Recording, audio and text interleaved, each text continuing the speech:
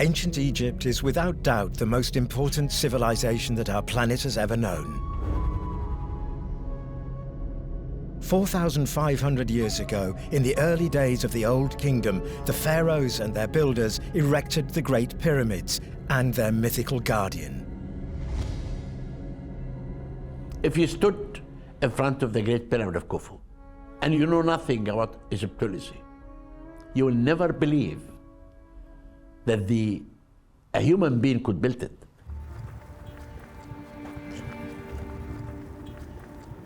The constructions of the Giza Plateau are the first evidence of the incredible organization of Egyptian society.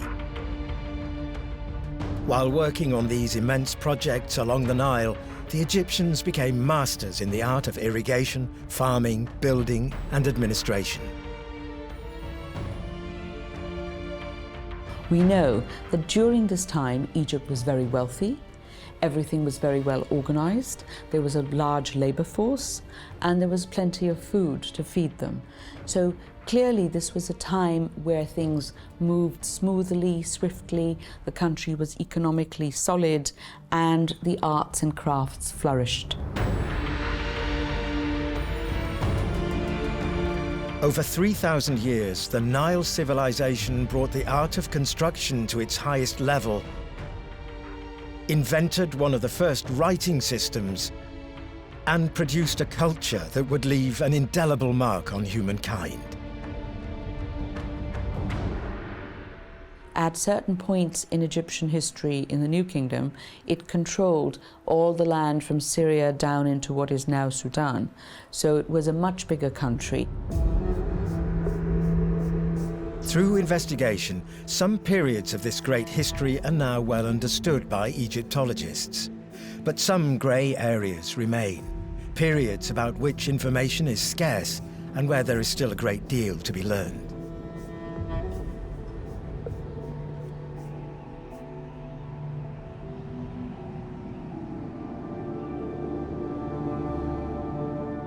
In September 2020, an extremely rare discovery was revealed to the world. The discovery of the Golden City is the most important discovery that happened in Egypt after Tutankhamun. This is the heart of Egypt, opposite Luxor, formerly Thebes, on the west bank of the Nile. It's here that an excavation revealed secrets previously buried deep in the sand. An ancient city was uncovered.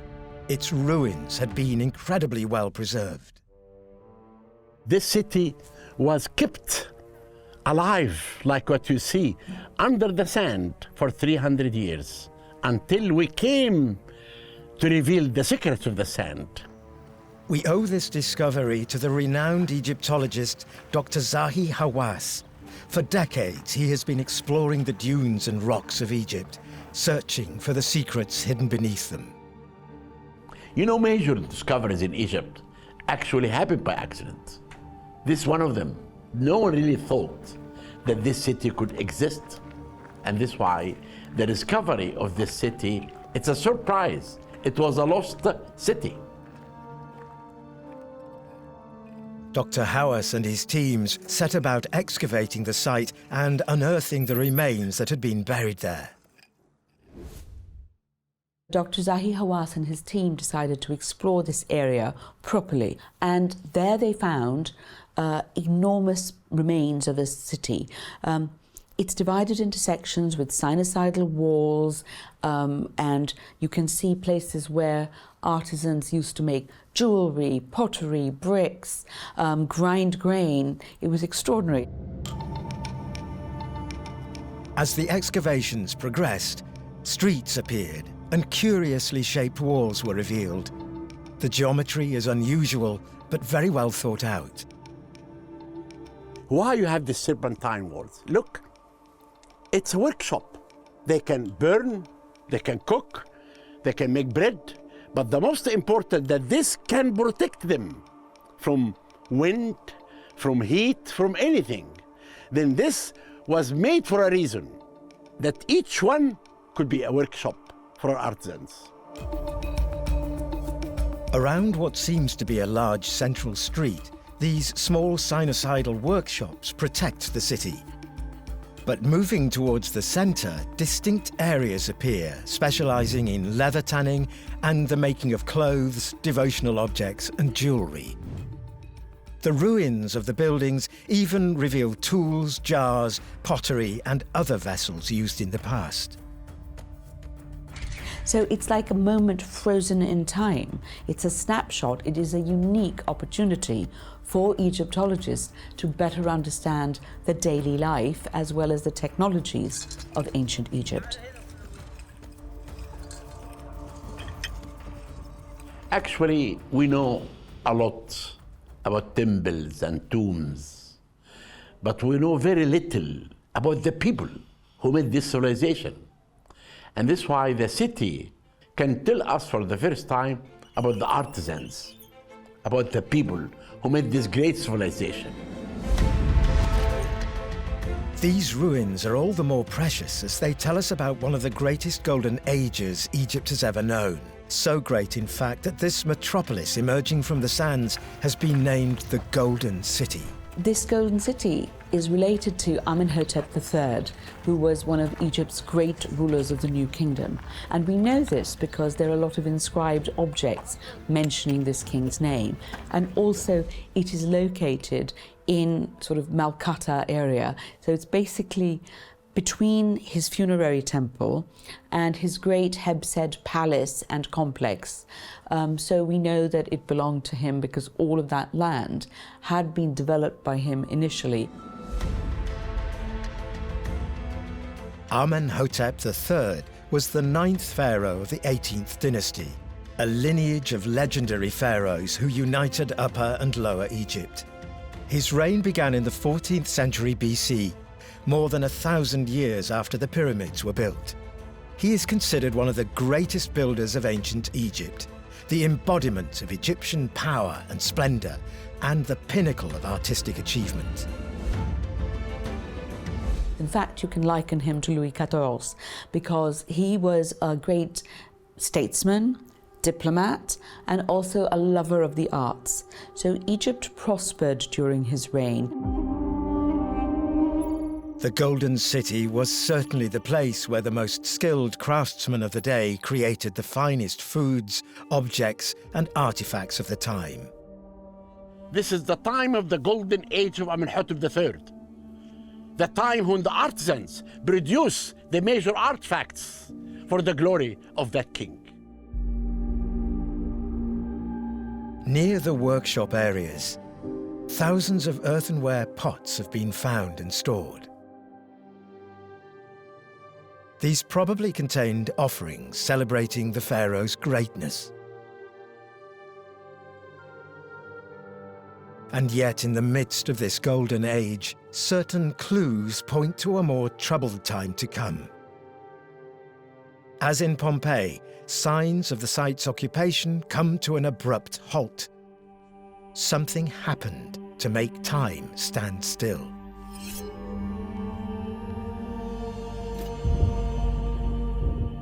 Around 1352 BC, after reigning for 38 years, Amenhotep III died.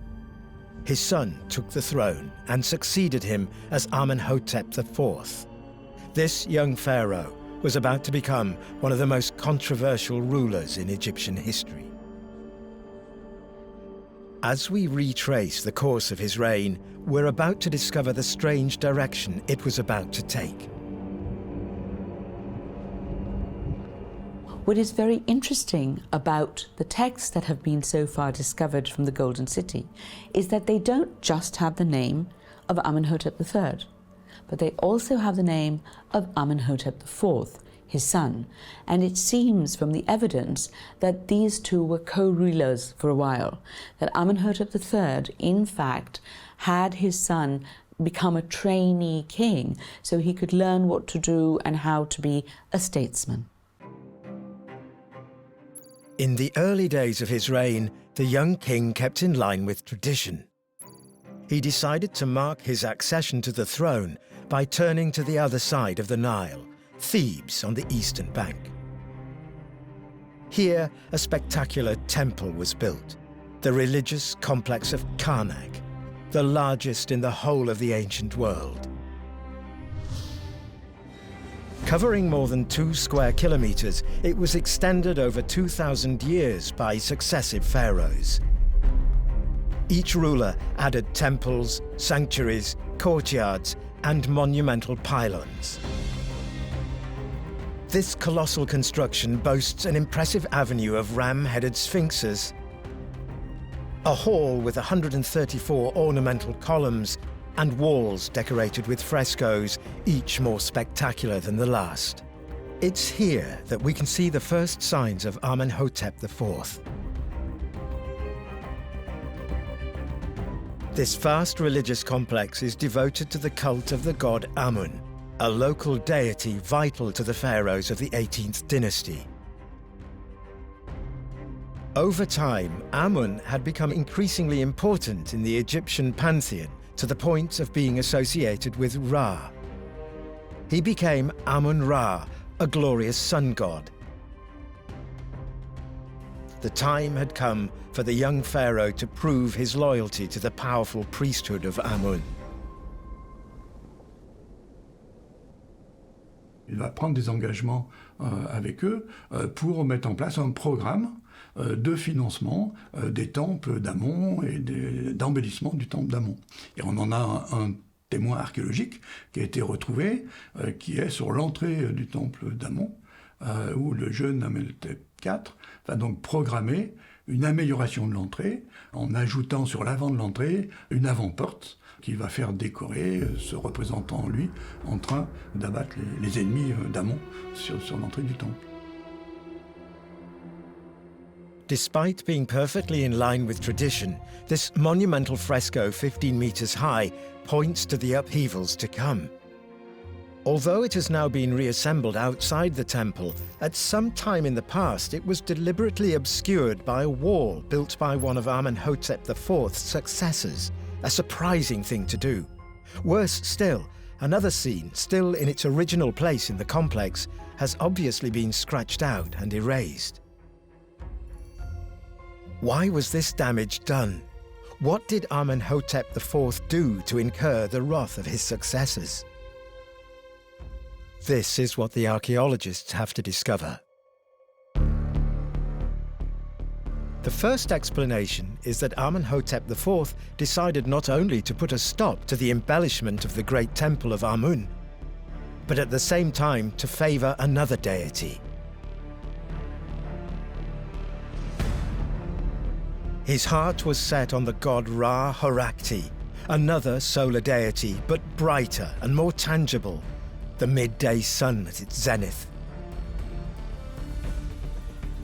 Amenhotep IV ordered the construction of a temple and obelisk dedicated to the god within the Karnak complex.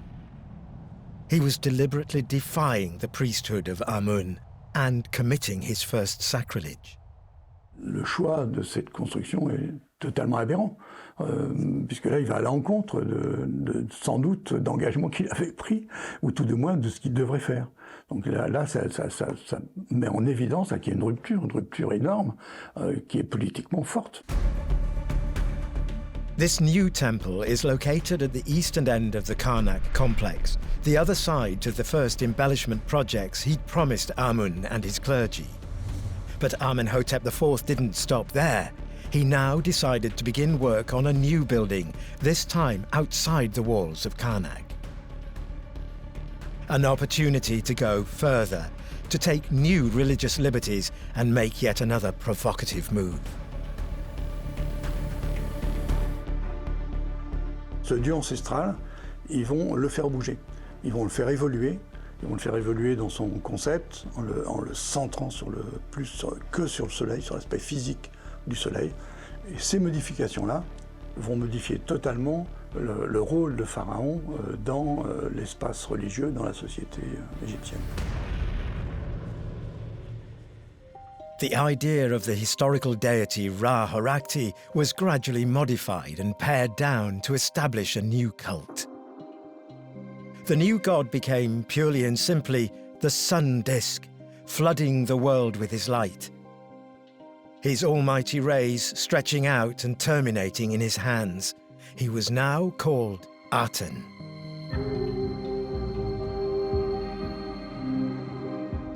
Amenhotep IV gave Aten an increasingly important and to many heretical place. Egypt had many gods, and when Amenhotep IV came to the throne, this was the case. But he chose to be something that is called a henotheist. He chose to prefer one god over the others, and in fact, he basically cancelled the chief god, Amun-Ra. With this increasingly exclusive worship of the god Aten, the pharaoh was not only undermining the polytheist tradition of ancient Egypt, but attacking the existing religious powers head-on. We think that there were probably a multiplicity of reasons for this. One could be that Amenhotep IV was a religious visionary, and he thought that this god Aten, who was the sun disk, had revealed himself to him and said, "You are my son, you are my manifestation on earth." The other thing is that maybe it was a political move. Maybe because the priests of Amun had been gaining more and more and more power, Amenhotep IV wanted to take power back. To consolidate his spiritual shift, Amenhotep IV changed his name. Since Amenhotep meant Amun is satisfied, he had to remove Amun from his identity. From then on, every trace of him that's been found refers to him as he who is beneficial to the Aten, the famous Akhenaten. The new cult of Aten would be very closely linked to the pharaoh himself, and his contemporaries were in for some surprises. Il va devenir, lui, la preuve tangible de la divinité sur Terre. Il devient l'hypostase divine, et il remplace la statue de culte. Il devient une émanation divine. To find out more, we have to look at the new temple that Akhenaten ordered to be built. This edifice would be the first great symbol of his religious revolution.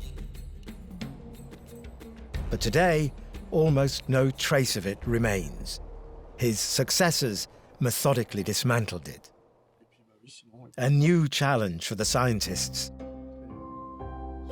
Egyptologist Robert Vernier has set himself the task of bringing Akhenaten's key work back to life. One of his favorite tools is 3D reconstruction. He's created a research structure where engineers and scientists can work together to bring the past alive. On est là vraiment pour faire le lien entre la pensée d'un chercheur, des chercheurs, arriver à la matérialiser, à la virtualiser, à la mettre dans l'ordinateur, à la mettre en 3D. Nous, on va essayer de questionner pour arriver à construire tout ça. C'est ça notre rôle.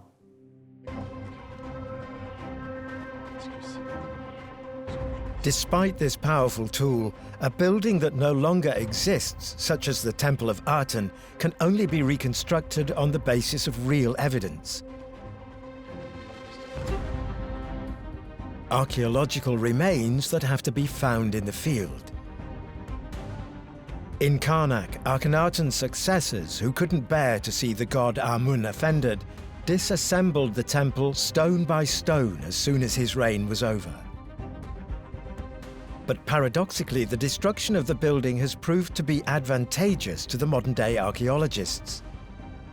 The stones of the temple were later used for other constructions. And not just any constructions. They were used to fill the centers of the huge pylons found on the site. For thousands of years, these blocks of stone effectively lay hidden in plain sight. During the restoration of the 9th pylon of the Temple of Karnak, thousands of these blocks, known as talatats, were brought to light. The archaeologists discovered that they were decorated with mysterious engravings. Each one was obviously a fragment from a larger scene, a priceless resource. c'est une source voilà, très importante, effectivement, parce que on a des représentations qui étaient sur ces talatats et qui se retrouvent dispatchées complètement. Et donc il faut, c'est une espèce d'énorme puzzle. Et donc quand on a réussi à restituer cette scène en entier, on a globalement la dimension du mur qui se met en place. Donc ça, c'est une aide à la restitution assez forte et spécifique un petit peu à Karnak. The temple walls were completely covered with immense scenes. It was an incredible discovery.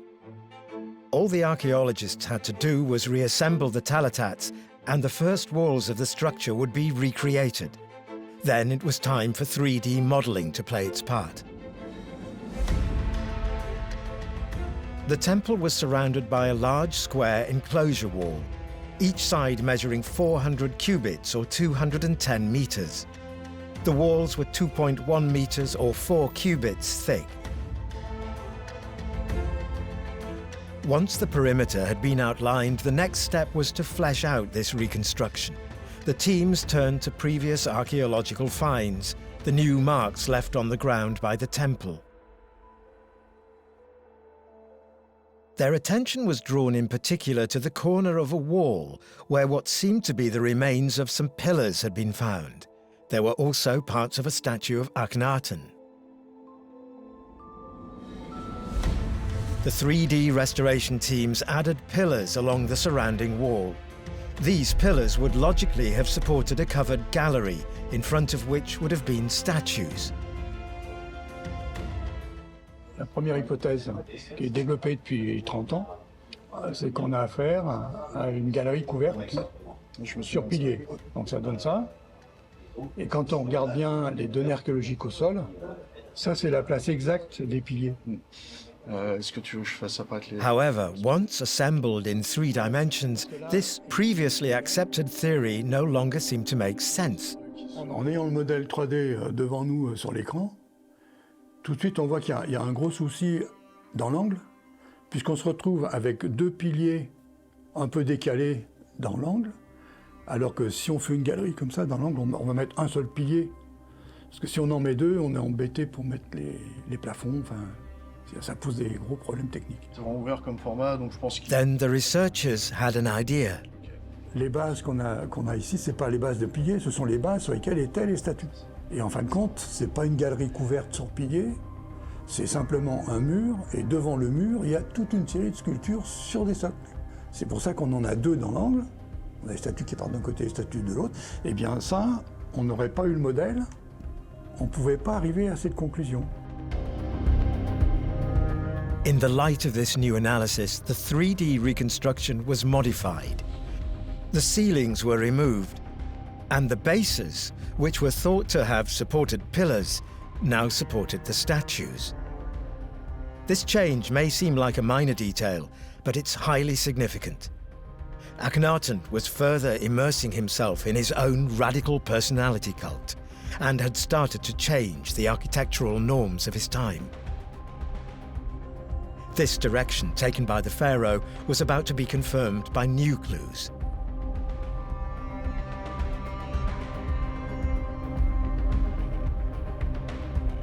Once reconstructed, the scenes on the walls were surprising to archaeologists.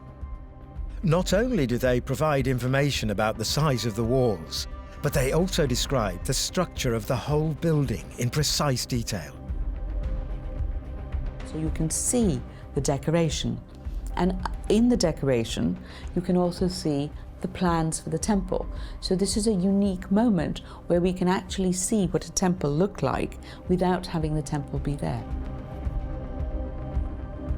With an expert eye, it's possible to make out the position of the columns, staircases, and monumental doorways. This level of precision is unprecedented, and it's specific to the very nature of the cult of Aten. Under the sun's rays, everything that constitutes reality becomes sacred. Ce qui est tout à fait incroyable, on va non seulement représenter le rituel, mais tout ce qui va avec, c'est-à-dire tout le fonctionnement du temple, alors qu'on n'a pas l'habitude de voir ça. Et là, on a une information précieuse qui nous arrive à travers ces blocs. Alors heureusement qu'on en a récupéré quelques milliers, parce que tout serait disparu, là, ça aurait été dramatique pour la compréhension de l'époque. The archaeologists continue to assemble the talatats, reconstructing ever more scenes and learning more about the organization of the founding temple of the cult of Aten. This work enables us to visualize the temple's size, its pathways, doors, halls and sanctuaries. As the reconstruction of the frescoes progresses, one feature seems to recur with striking regularity. Each of the scenes is flooded by sunlight. Ils vont installer les tables d'offrande. Au lieu de les installer dans un sanctuaire sombre, devant une statue de culte qui représente le soleil, ils vont installer la table d'offrande dans une cour, sous les rayons du soleil, et ils vont officier directement avec le dieu, puisque ce sont les rayons du soleil qui émanent de la divinité. Et ils ont le culot de faire ça. C'est-à-dire qu'à partir d'un moment, ils vont construire que des cours. Il n'y a plus de toit. The very first temple dedicated to Aten finally takes shape before our eyes, and with it a new style of architecture.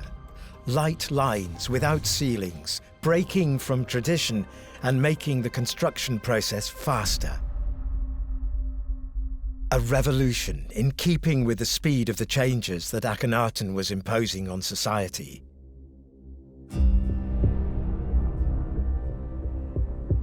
On the strength of this first construction, he would be able to take his ambitions even further. Until now, during religious ceremonies, it had been customary to depict the pharaoh presenting himself to the god to whom he was paying homage. But with Aten, the god was no longer personified. He was reduced to the form of a sun disk, and facing him directly was no longer possible. From then on, in the depictions found by Egyptologists, the main subject of the scene is no longer the god, but rather the pharaoh under Aten's rays. Donc c'est comme ça qu'il prend la place de la divinité. Pour faire simple, si vous voulez, avant, donc le pharaon va donner à boire symboliquement à la statue divine. Maintenant, c'est lui qui est sous les rayons du soleil et qui boit. Then, what he did was people couldn't worship the Aten directly. They had to worship the king, who was the intercessor between Aten and the people. So really, what this was doing was seizing power for the king back again, like it had been a couple of thousand years before, when kings were really absolute rulers and totally viewed as gods on earth. This change takes us towards a new shift in this ongoing spiritual revolution. As the king became a divine manifestation, so did his life. A new figure began to appear increasingly on the walls of buildings. A legendary queen, Nefertiti.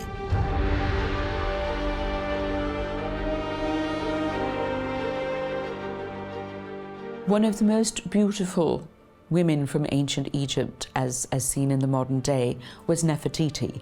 She was the wife of King Akhenaten, and she is remarkable because in all of his imagery, she is shown very close to him. And she took things much further, and there was a much more sort of equal system. And maybe there was sort of the male and the female to create the entity as a whole, which was an idea that the ancient Egyptian royals had. But Akhenaten and Nefertiti really pushed the boundaries of this. Nefertiti's political and religious role was so important that at some point she was undoubtedly elevated to the level of co-pharaoh, ensuring the regency of the kingdom alongside Akhenaten. The king and queen consolidated themselves in this almost divine role and nurtured a new ambition.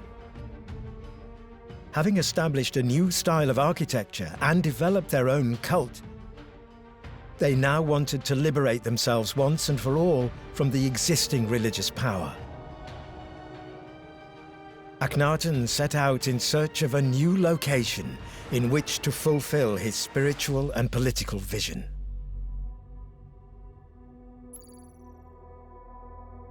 free of all constraints, his goal was to start from scratch and create an entirely new capital for Egypt.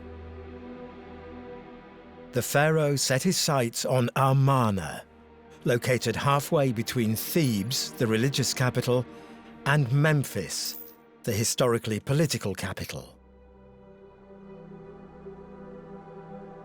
This strategic choice, he claimed, was led by a divine vision of the sun setting in the distance between two mountains. The future city would be named Akhenaten, the horizon of the Aten, the pharaoh's great project. To create a city in the middle of a desert, Akhenaten, Nefertiti, and their court would require the greatest talents in the kingdom.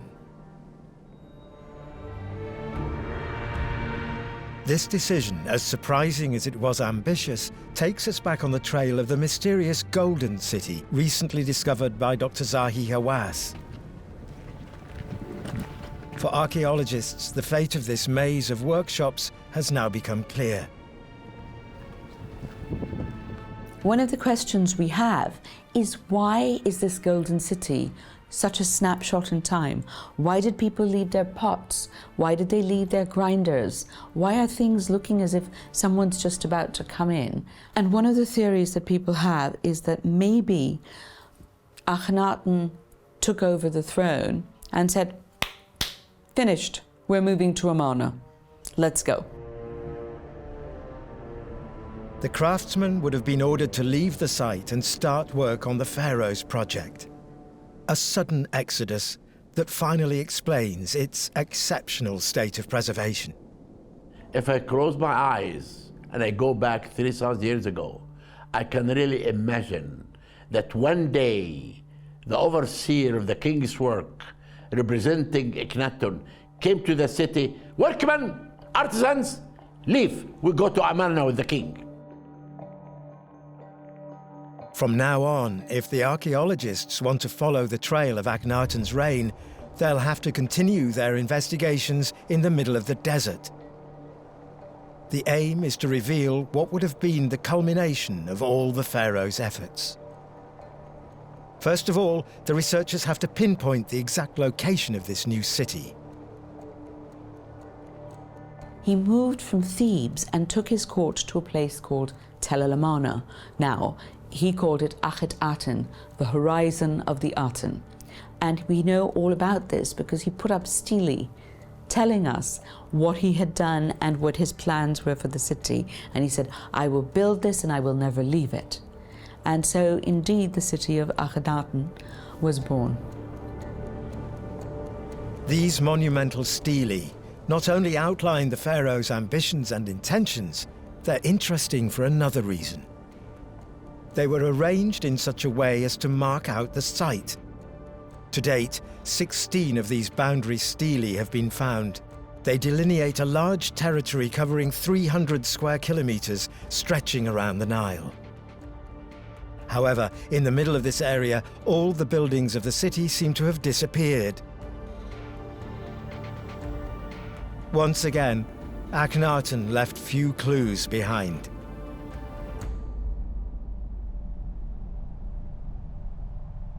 To find out more about his great project, the archaeologists have to embark on another reconstruction challenge, but this time on the scale of an entire city. They begin by looking at the remains of the foundations. Luckily, more of them remain than in the Temple of Aten in Thebes, and they've been meticulously catalogued and analysed. These initial findings provide a ground plan of the city's main buildings. On va partir des relevés qui ont été faits ou des traces archéologiques, enfin, d'un plan. Donc là, on va créer des volumes qui sont vraiment simplistes pour déjà poser les bases. Et à partir de ça, on va commencer à décortiquer des éléments différents et on va enrichir en fonction des sources. The scientists succeed in recreating the first buildings of the city, which extend over 9 kilometers. It's possible to make out palaces, temples, and the homes of dignitaries, as well as more modest housing and also a craftsman's village, like the one found to the west of Thebes. It provides an ancient example of well-thought-out town planning. Donc c'est pas une ville où des gens vont venir avec leur baluchon, disent tiens, une nouvelle ville, je vais m'installer. Donc là, tout ce qui arrive, c'est cadré. C'est cadré, c'est-à-dire qu'on a tous les proches du roi, tous ceux qui ont des fonctions, tous ceux qui sont opérationnels, ont des habitats à Amarna, plus tout le personnel, la police, tous les artisans, tous ceux qui travaillent aux constructions, on va leur faire des dortoirs, il y a des responsables, donc tout ça c'est organisé. Some of the many buildings revealed seem more important than others. Palaces and temples that bear an uncanny resemblance to those built in Thebes. It's as if the first temple of the Aten in Karnak were a prototype. But trying to find out more about this emerging city presents new challenges. Unlike the constructions in Karnak, here there are no talatats decorated with descriptive frescoes, which are so specific to Akhenaten's buildings. Fortunately, the scientists can turn to evidence that is just as precious. To be found in the tombs scattered around the site. Donc on n'a pas les parois des temples, mais on a les parois des tombes. Alors il faut se méfier quand on va chercher les interprétations, c'est que dans les tombes, c'est pas la vie du roi, c'est la vie de la personne qui va être enterrée là. Et donc la personne se fait représenter de façon valorisante dans sa fonction. However subjective they may be, these images are an incredible source of information on the buildings of this lost city. Anyone able to read these frescoes will find that they contain complete plans of the buildings. The various architectural elements appear with astonishing clarity. For the archaeologists, it's finally possible to bring the legendary site of Amarna back to life. The different areas are defined and the city's epicenter takes shape. A great palace rises up with its outbuildings and ceremonial courtyards. It's surrounded by the small and great temples of Aten, the focus of a religion that was about to set the rhythm for life in this new capital. The grand design that Akhenaten had been working on since his accession to the throne of Egypt had finally become a reality. The cult of Aten was now firmly established in Egyptian society. But the revolution went further. Egyptologists have observed that it also had a major impact on the art of the time. The aim was to stick closely to reality, to honor the world that Aten was flooding with his light. Lines that were previously straight and rigid became more fluid, curved, and natural. The depictions of Akhenaten became increasingly sinuous and detailed. He has an elongated skull, longish chin, very narrow face, high cheekbones, eyes slightly slanted like this, a very thin neck, stoopy shoulders, a big belly, big hips, big thighs, very thin calves and spindly hands and feet. The depictions of Nefertiti also become increasingly detailed. In his workshop, the sculptor Thutmose produced a magnificent bust of the Queen, one of the greatest artistic masterpieces in the history of humankind. The art of Amarna is now considered a style in its own right. On va aller sur une expression figurative, mais qui va chercher un peu le naturel dans tout ça, sur la façon de graver. Et ce qui fait que c'est tellement particulier que ça marque l'art égyptien. On sait quand on voit une représentation si elle est avant Amarna ou après Amarna. Today, thanks to its instantly recognizable style, scientists are able to track down pieces made in Amarna's workshops scattered throughout the world's museums. One last chance to find out more about this city and the cultural revolution that shaped it.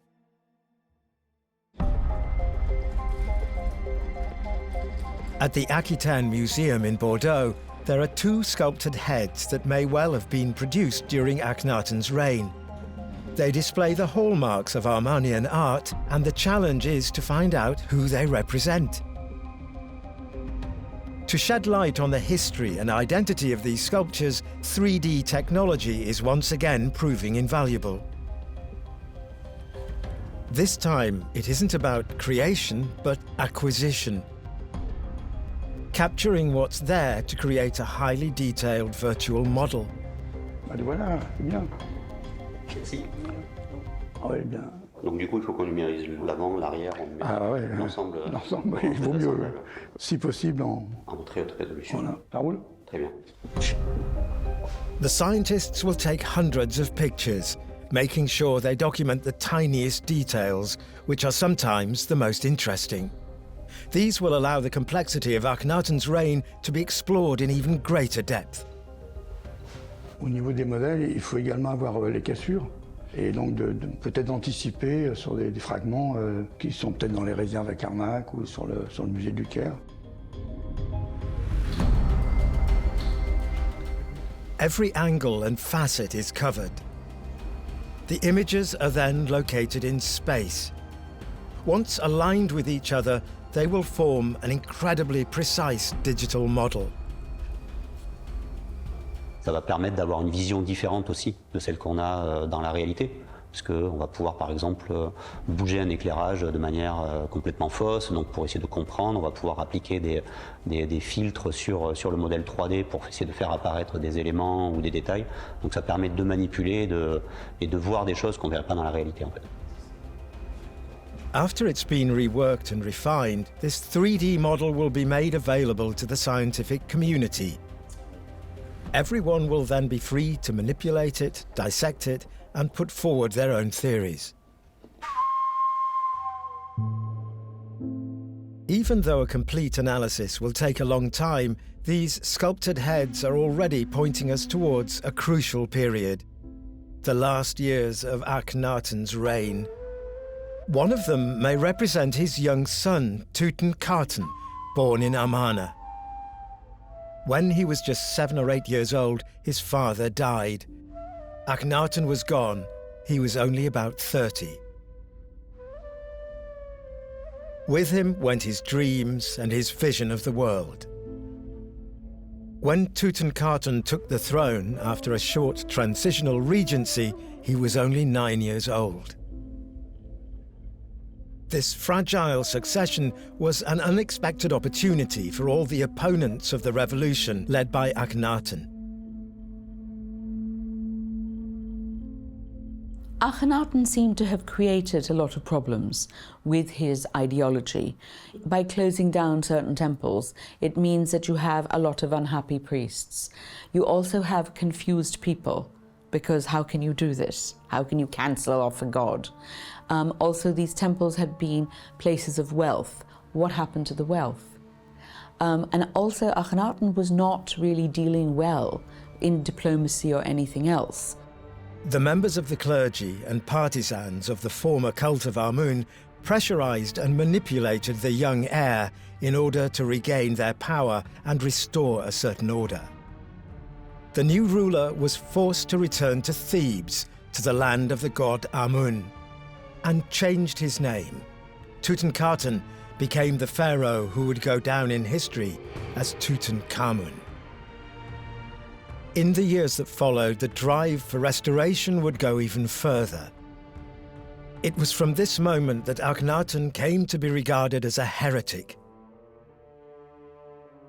His successors took steps to distance themselves from the whole Atenian adventure and did everything in their power to ensure that it was forgotten.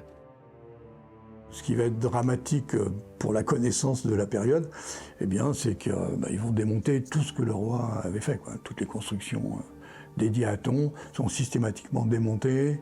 Alors c'est facilement démontable, c'est à la tâte, alors c'est facile.